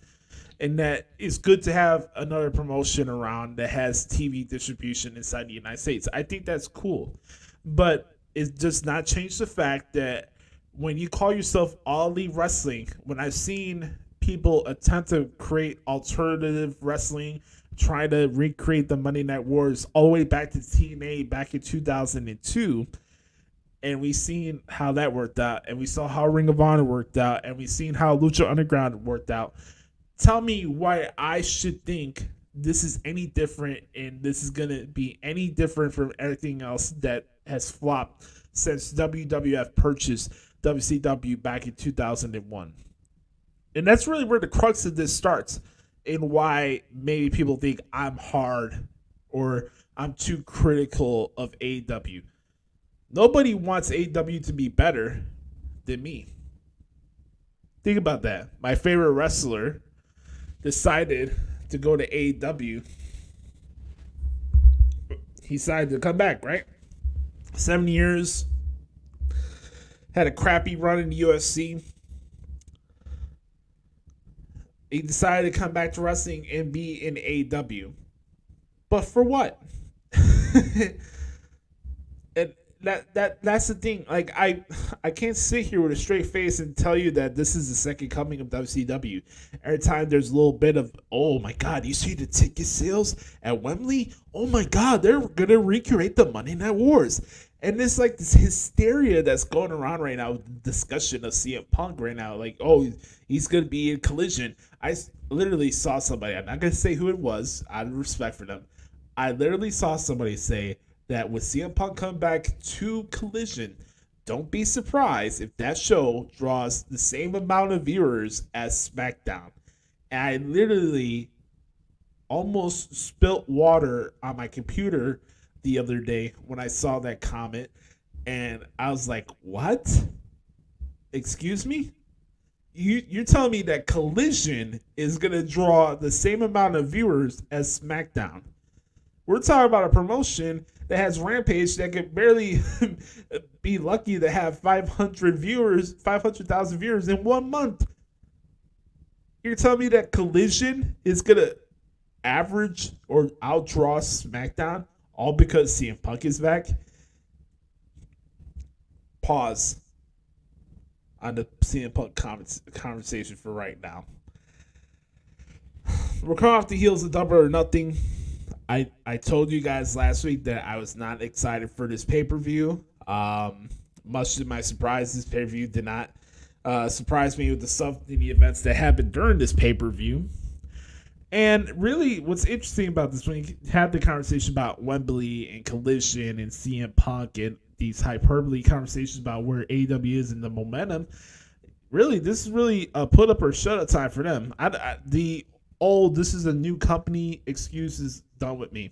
It's been done for a while. When you call yourself All Elite Wrestling and you say that your wrestling is more elite and superior to other people and other promotions and other stuff that I've covered for many years, it's not always been WWE that I just cover, especially from a transfer point of view. There's been times where I covered 17 wrestling shows a week, and most of them have been stuff that's been outside of WWE. And when I see your product compared to everything else that I see, to say that your wrestling is more elite based on what? What Dave Meltzer thinks? What Brian Alvarez thinks?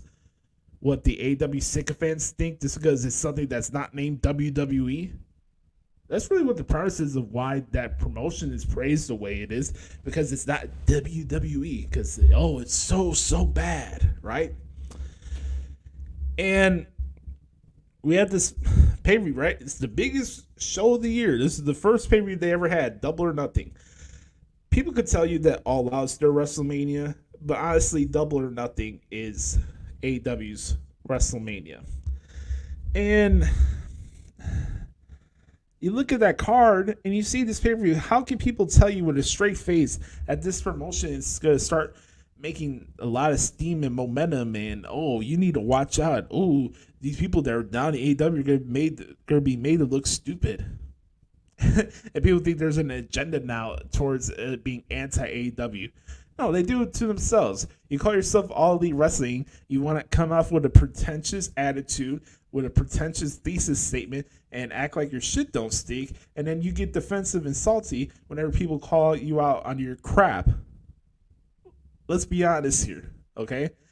I want it to be good, but when this promotion continues to come off like a dirt cheap vanity project, it's just that. Okay, Orange Cassidy wins a 21-man blackjack battle royal with Strickland, right, for one of their titles, the international title, right? And look, I admit it, I'm not an Orange Cassidy fan. And I've been consistent about it. It's not something new. I'm not anti Orange Cassidy because I'm a Jim Cornette fan. I hear that a lot, right? No, it's just not for me. And it's not really all about him being the outlaw macho guy, because he is an outlaw macho guy. But also, it's just, I see his wrestling style, and I'm sorry, it just comes off very generic from the wrestling that I see today in a lot of different promotions. I'm not knocking Orange for the fact that he has a connection with the fans and that young people dress like him. I think that's cool. But for me, I don't find him to be entertaining. I think the shtick is weird.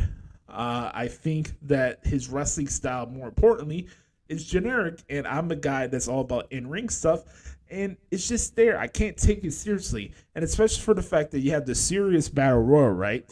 And then you have them fight on the apron, and a fucking lazy shin kick or a boot up in the air is what causes Strickland to fall off the apron to be the finish.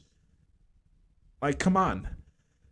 And these are the same people like, oh man, Swerve is more dangerous in AEW than he is in WWE. And then he takes that finish at the pay-per-view. And then people are supposed to believe for me next week that Swerve Strickland is going to beat Pockets for the International Championship. Are you kidding me? You really think Swerve is going to beat Pockets for the championship? Stop lying to yourself. I said this a while ago, even before this Wembley show was announced, that, hey, watch out. They're going to start building up Pockets' winning streak. Don't be surprised if you see Pockets and Bill Goldberg on a Dynamite or a pay-per-view soon. As much shit he wants to talk to Eric Bischoff, Tony Khan is a lot like him. And that's the shoot, Oos. So from there,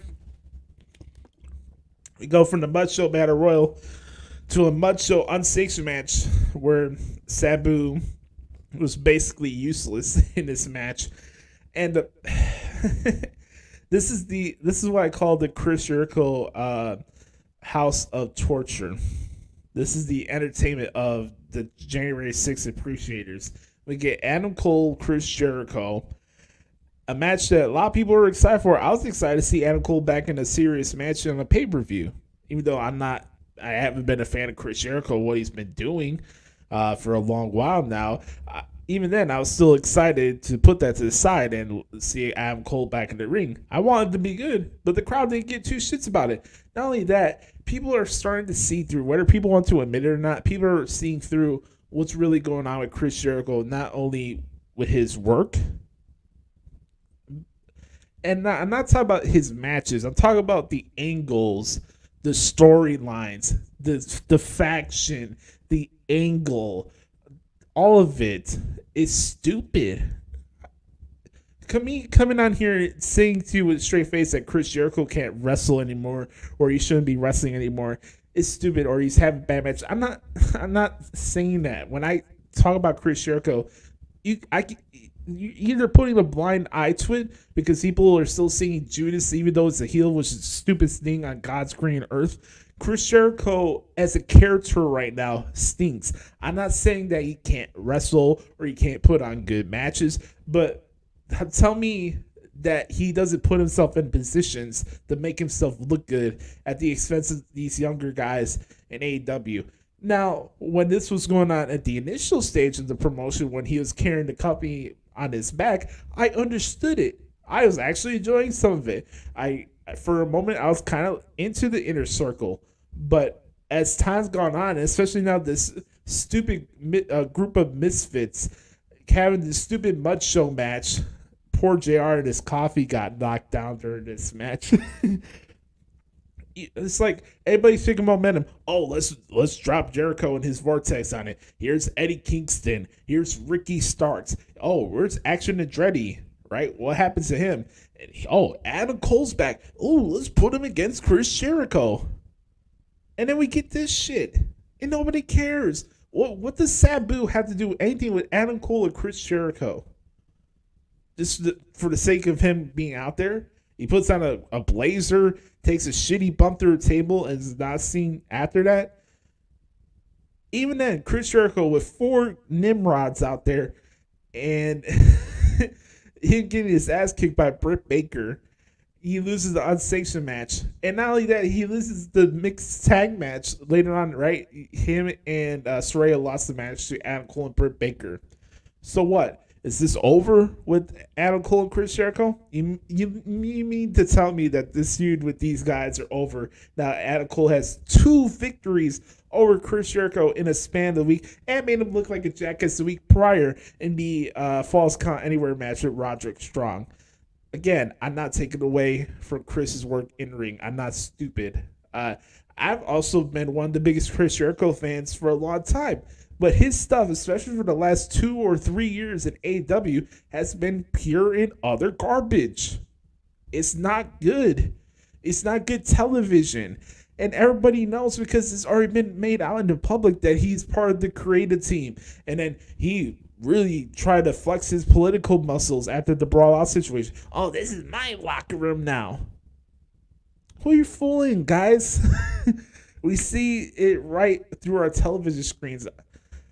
It's just not good stuff, man. I don't care for it. I just don't. Let's talk about some other stuff that happened on the show here on Double or Nothing as we continue on here on the Hoots podcast. Let me know what you guys thoughts on the pay-per-view. Was there stuff that you enjoyed? Was there stuff that you didn't like? Let me know. FTR retains over Jeff Jarrett and Jay Lethal. That was fine. Did it need to be 20 minutes? No.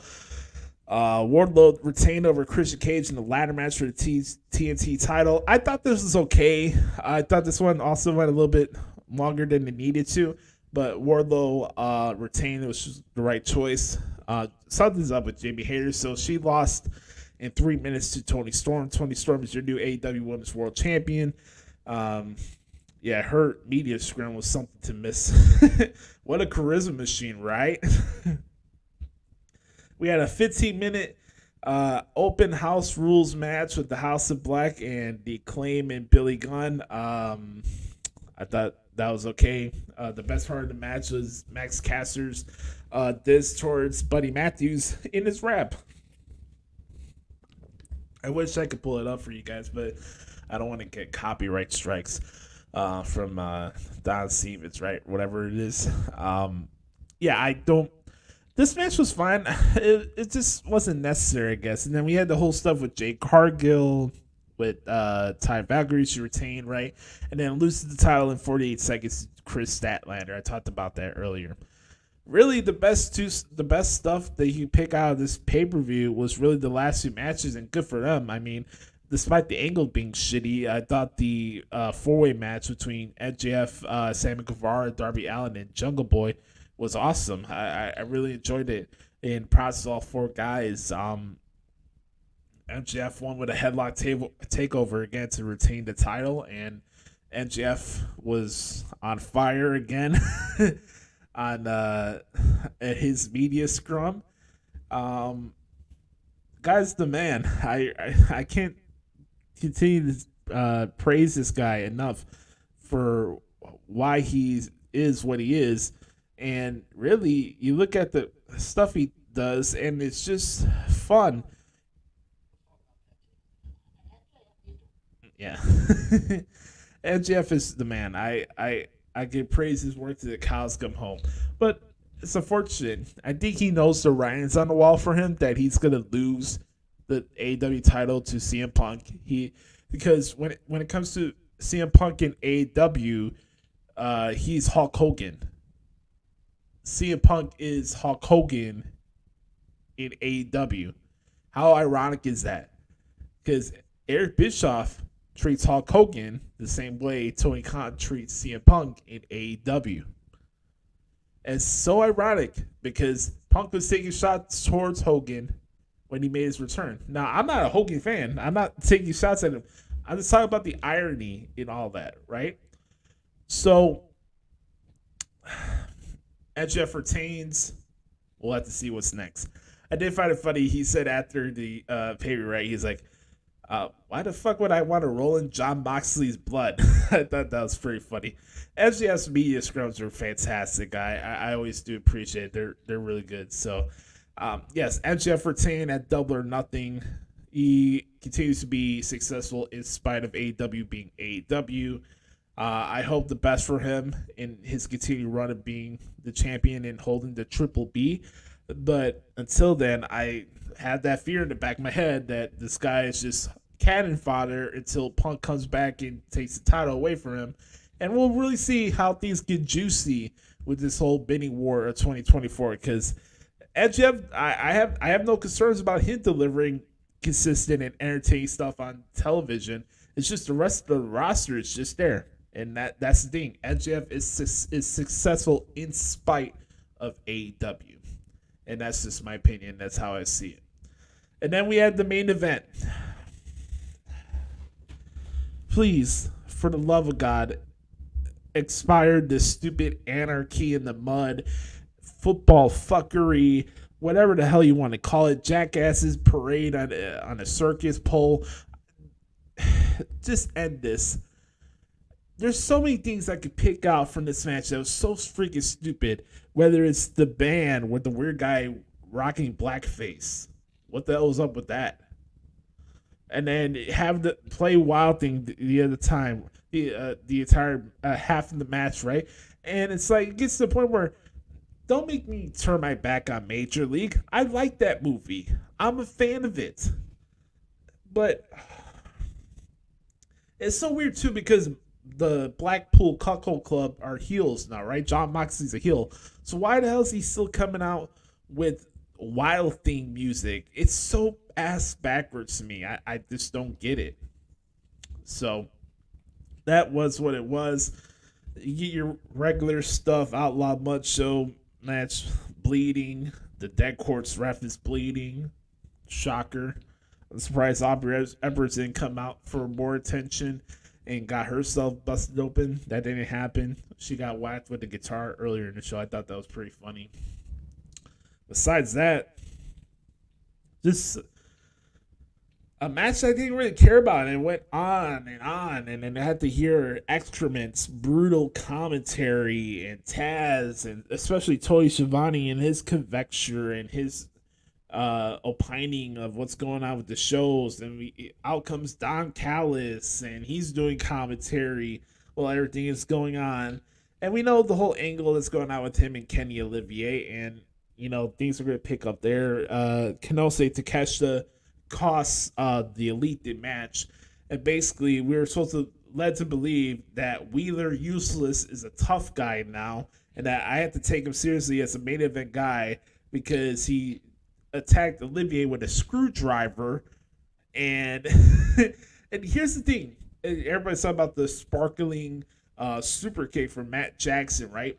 So we have tough guy Buck.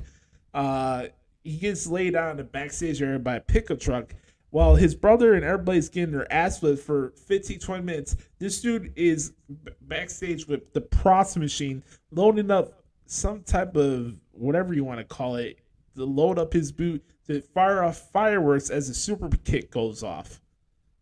This is the stuff that I talk about, the CCW bullshit that it's just stupid.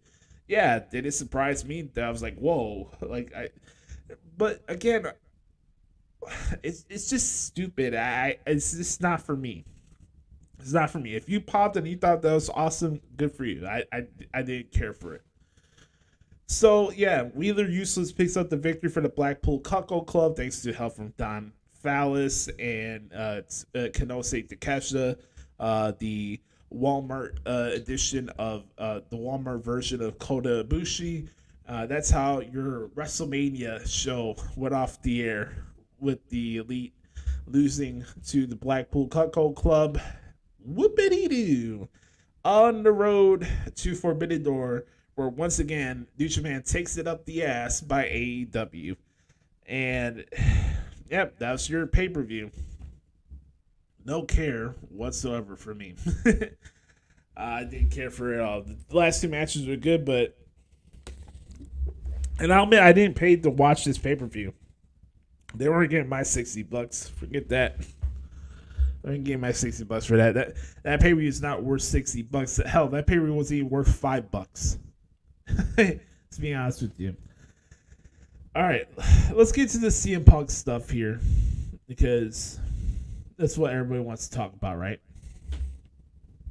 I wanted to say this, and again, people are going to think that I'm coming out here to rip Punk because he made the announcement that, he's showing up at the United Center for the Collision show. It really might, the issue that I want to address here is it really has nothing to do with CM Punk himself. It's really the conversation around it. And it's like this weird thing that's going on right now where people need to like go overboard by praising this dude. And other times where people go overboard by knocking him. And I know there's a lot of people that like him. There's a lot of people that don't like him. And I think a lot of the hate and heat that he's got has been self-inflicted. And even though I'm the biggest CM Punk fan in the world, does not mean that I'm going to put a blind eye to what's going on right now. In that, I really think, if you really think about it, this is probably the most controversial thing I've ever said on this podcast, but it's really the truth. If you really take some time to think about it and look at it from face value, it really goes down to this. A lot of people could say that the reason why CM Punk is a draw and why people love him so much, and like he always has that aura of being a game changer or whatever. It's not really about him being straight edge. It's not about him doing the pipe bomb promo. It's not really all of that. It's really him being the voice of the wrestling Twitter bubble, of the wrestling media echo chamber, which is the most ironic thing about this, because CM Punk has ripped Brian Alvarez recently. And CM Punk has had his issues with the dirt sheets, which is so ironic to me because in a lot of ways, CM Punk has been feeding. Here's my most controversial statement. CM Punk, in some ways, has been the face of the wrestling media, the symbol of the wrestling media, and the guy that's been feeding the wrestling media industry for the last 12 years. Believe me or not, every article, whether it's clickbait or not, when it comes to CM Punk, gets clicks. Whether something is true or not, it gets clicks. CM Punk, and I'm not knocking him. This has nothing to do with him. It's just being honest here. Really, the conversation about what CM Punk really is and isn't, it's not really about whether he's a good talker or a good wrestler or not. It's really him, what he did with the pipe bomb promo, what he did with the podcast with Colt Cabana, how he carried himself in those first media interviews when he joined AEW, is really giving a voice and having the validity of what dirt sheet writers have been trying to pump out for the last 10, 15 years. What he says, in some ways, validates the people in the wrestling media vortex. It validates what they think inside their head. That's why some certain wrestling media members go out of their way to go on their knees and verbally give this dude a blowjob in attempts to praise the guy. I love him. I'm a Punk mark. I don't hold any shame of that. But really, if you think about it, CM Punk, the court trial, the podcast with Cabana, which stemmed off into people hating Roman Reigns, brought a lot of good business to a lot of wrestling websites and a lot of wrestling podcasting. And him being controversial, and Bischoff says, right, controversy creates cash. I can't take away from a guy saying, I can't take away from a guy that draws attention. I never came on here and said that CM Punk is not a draw. But I also came on here and mentioned the fact that, yeah, he had some momentum. He had that 1.1 million viewers on Rampage. And then he showed up on Dynamite. And then things are going down here. Boom, boom, boom. On television. Boom, boom, boom. Were there good pay-per-view numbers? Yeah. For AEW. What are they in this for, right? Are we going to give a little patty case because they draw good pay-per-view vibes for AEW pay-per-view? When this promotion is based on the fact that they want to have competition with WWE and they think that their product and what they offer is better than WWE, right? All right, let's have that conversation. Let's get into those comparisons. Even before the Brawl Out incident happened, ratings and momentum and buzz of AEW was going down. It's really a shame to think about it that the most buzz that came out of AEW in that process, especially during that run for CM Punk, is not the night he showed up at the United Center. It's the night where he embarrassed himself and the promotion at the Now Arena in Hoffman Estates. Yeah, both moments happened in Illinois. What do you remember more? CM Punk showing up in AEW in that first promo? Do you remember anything he said from that first promo? Or do you remember what he said at the media scrum at All Out of last year? What do you remember the most for CM Punk's run? Is it the MJF feud? Is it the one-off with Eddie Kingston? You tell me. Tell me where I'm off on this. As an objective CM Punk fan, right? They were hovering over 900,000 viewers a week when CM Punk was there. And since he's been gone, since All Out, they've been right around there or even worse, going down, averaging around 850 a month. I love the guy. He's a hometown idol for me. I think he's great. But the aura and the mystery and the, CM Punk is back in wrestling. WWE better watch out. Those days are gone. The aura of CM Punk coming back to wrestling and being a game changer and him bring AW to heights never seen before, that's gone. Now, it's too early to tell what's going to happen with Collision. Again, here's the thing where, Joshie just hates AEW all the time. I want this to be good. I want the show to be good. But what difference is it going to make from this show being any different from Dynamite? The fact that you need to have CM Punk on one show on Collision just so you don't have any fights at your flagship show, it's just fucking stupid to me. I think it is. I think it's dumb.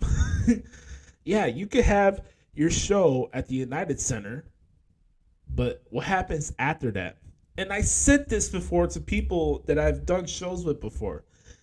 I'm happy that Punk's in wrestling. I'm happy that he's on my television screen. But when that hysteria dies down of the moment of him showing up, and then you see him frequently, and you see him every week, will that buzz still be there? Or will it pivot off like it did before this Brawl Out incident? I can appreciate CM Punk. Yeah, he draws in social media metrics. He's a draw in helping wrestling media sites get more clicks and expanding their bank accounts. Yeah, he is a draw in that sense, but is he a draw compared to Roman Reigns? the guy that he tried to sabotage in some ways during that podcast with Cabana? No. And yeah, you could say that's a controversial take, but proof's in the pudding, man. When it comes to drawing the building, Punk is he did a lot of great stuff in WWE, but when it comes to the metrics and the stuff that Roman Reigns has pulled, especially during this run as the Tribal Chief, compared to what CM Punk did in his run in WWE and in AEW, it's not even close. I want CM Punk to be happy. I want to be happy to see my favorite wrestler. But for anybody to sit there with a straight face and tell me that you're going to try to replicate the moment and energy that came off that first dance show on Rampage, and you think you could just redo that, you're just delusional. And think about who's running this promotion. And that's the biggest reason why I have my doubts on this run being successful for CM Punk in AEW. Because the first one is a flop. This guy made his return to wrestling after 7 years. And it didn't even take almost a full calendar year for him to put bad PR to your promotion, like really damaging PR that affected the reputation and the aura around your promotion, and a guy that suffered 2 injuries while becoming your world champion. You gave the guy everything, not even in a calendar year. 2 world titles reigns that went to shit, never saw the light of day to be something. 1 good feud with MJF. Hell, fucking Stevie Richards or Wade Barrett or anybody else in God's green earth can have a good feud with MJF. AEW does not get credit for the fact that CM Punk had his awesome feud with MJF. You have 2 guys that can do their own stuff on their own accord. They don't need a promotion on top of it for it to be a good feud. They don't get credit for that in my eyes. You want to give them credit for the stuff with Eddie Kingston? Cool. But that was 1 month. Where's the follow-up after that? Why didn't you expand on that? CM Punk is great. He's a great talker. He's a great wrestler. I love the guy. But you have a dirt sheet mark making all the primary decisions, still having boys in the creative. And at the end of the day, why should you trust Tony Khan with CM Punk's presentation this time around? What difference is going to make this time around that, this stuff won't happen again? Where something happens where Punk throws a fit or he's upset at somebody or something comes out of the dirt sheets that there's some backstage drama again. Why should we trust Tony Khan that this won't happen again? Because really, you can try to blame Dane Meltzer, you could try to blame Brian Alvarez, you could try to blame the Bucks, Ace Steel, whoever the fuck you want to bring up. But honestly, the issue where this started, where it should have ended, is with the promoter of this company. But Tony Khan is too scared to act like a boss when it comes to CM Punk. Because to him, his biggest accomplishment in wrestling is convincing CM Punk to show up in his promotion after being gone for wrestling for 7 years. And bravo to him. He did it. But guess what? A year later, he made your company look like a Walmart version of fucking WCW. And that's what you get out of it. You had one opportunity to capitalize on the moment and energy of having CM Punk return to wrestling, right? And having people give 2 shits about your product. And then that happens. And you're banking everything you have on this new show for 2 hours on Saturday nights. And people are really expecting this show to outdraw Raw and SmackDown. Just because CM Punk is back. I'm curious as to anybody to see how the reactions go when he shows up to these shows. Whether he's a heel or not, I really don't care. I'm happy to see him on my TV screen. But if we're being honest with ourselves, really the reason why CM Punk draws so much attention on people is that CM Punk is really the face and the voice of that wrestling Twitter bubble and that wrestling media echo chamber. His aura, what he says shtick-wise on the character-wise on the microphone, represents how those people in those bubbles, that's how they feel.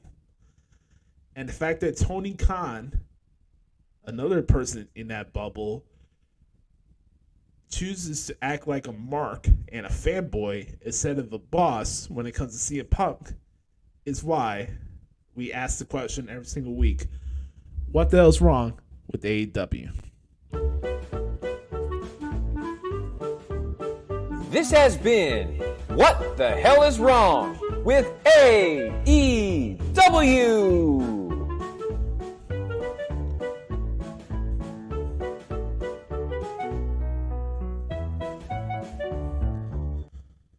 All right, what the hell's wrong with the AEW's in the books? Now it's time to put a ribbon on the bow on this special episode of the Hoots podcast, as we had our first episode here in the Break Free Room in Joshie's new apartment 2.0. This is what's gonna happen here. So we have the CLAHN of the week. Love to see your nominations for the CLAHN of the week. The CLAHN of the week for me this week is Righteous Reg.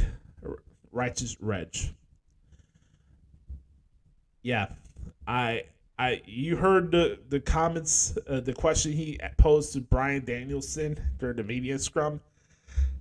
I get it, man. There's things where you want to be a media member and you want to participate in these scrums, and then there's him just going on a 2-minute soliloquy about why Bryan Danielson is the greatest wrestler of all time, and I don't care that I'm being a mark. Yeah, you wonder why people don't take these media scrums seriously. So, Righteous Reg, you, my friend, are the CLAHN of the week. I heard that question in that soliloquy, in that diatribe, and I'm like, what the fuck are we doing here? The man you mentioned earlier, Mike, in your question, he is the honorary award recipient for this award, but the CLAHN of the week for this week of the Hoots podcast is Righteous Reg. And on that note, this has been episode 363 of the Hoots podcast. Remember, folks, be the authentic product that is yourself. Remember, nobody dictates and pays for your life but yourself, but the man upstairs. I love you guys. Have a wonderful weekend. We'll be here next week to continue on our journey here. And make sure stay tuned to our YouTube channel so you can see our YouTube shorts that come out of this episode and some more video content coming your way here on the Hoots Podcast YouTube channel. So make sure to subscribe as we're on the road to 1,000 subscribers. Make sure to like this video as well. Follow us on Spotify. Make sure to share our Spotify link to your friends. It will really help expand the reach of the show. Also, you can follow me on Twitter if you like at the Hoots Podcast. I'm at Instagram at Josh Lopez Media. And remember, folks, just have a wonderful weekend. I love you guys. Thank you guys for the comments and stuff when it comes to the new studio. I love it here. We did some really good stuff here, and I'm very excited for this next chapter of my life, and it's going to be a good time. So for everybody, I'm Joshie. This has been episode 363 of the Hoots Podcast, and I'll talk to y'all lovely people next week. Yes, sir.